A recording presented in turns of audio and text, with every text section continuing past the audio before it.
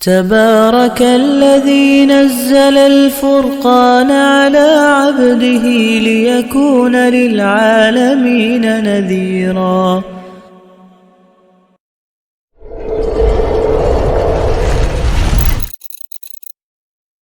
ہمارے شیخ حضرت مفتی رشید احمد صاحب رحمہ اللہ تعالیٰ فرماتے تھے کہ بچے کی غلطی پہ جب غصہ آئے اپنے بچے کی، اس وقت اس کو سزا بولو بھائی نہ دو، کیونکہ اس میں اتنا جرم نہیں ہوگا جتنا غصے کی وجہ سے آپ اس کو سزا دو گے. اس کا بھی قیامت کے دن حساب، باپ کو اجازت نہیں ہے کہ اولاد پہ ظلم کرے، ظلم کرے گا تو قیامت میں حساب دینا پڑے گا. بتاؤ جو اپنی اولاد کو غصے میں نہیں مار رہا کہ کہیں زیادتی نہ ہو جائے، جبکہ غلطی اولاد نے کی ہے، بلکہ وہ غصے کے ٹھنڈا ہونے کا انتظار کر رہا ہو، تو وہ آدمی بہنوں کی وراثت کیسے کھائے گا؟ بولو نا بھائی.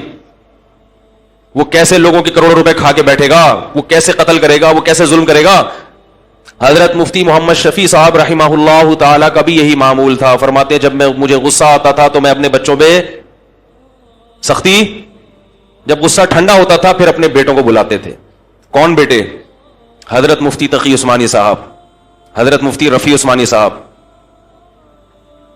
پھر اللہ ایسی اولادیں بناتا ہے جب باپ ایسا ہو. کیا خیال ہے بھائی؟ فرماتے ہیں جب غصہ ٹھنڈا ہوتا تھا پھر بلاتا تھا، اور ایک سوٹی ہاتھ میں ہوتی تھی. ہاں بھائی یہ کیا تھا ٹڑک، اتنا پورا تمیز سے، جتنا غلطی ہے اس حساب سے سیٹنگ پہ بس لانا ہے تھوڑا سا. ہم پوری ونڈو ریموو کر دیتے ہیں بھائی، ریفریش کرنے سے کام چل رہا ہے، پورا کمپیوٹر ہی یعنی پہلے تو ونڈو اٹھا کے پھر بچہ ہی بھاگ جاتا ہے پورا کمپیوٹر چینج کرنا پڑتا ہے.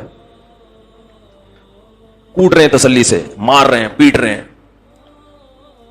تو یہ ان لوگوں کے حالات ہیں جن کو یہ فکر تھی کہ ہر بات کا لکھی جا رہی ہے اور ہر عمل بولو نا یار نوٹ کیا. Like this video,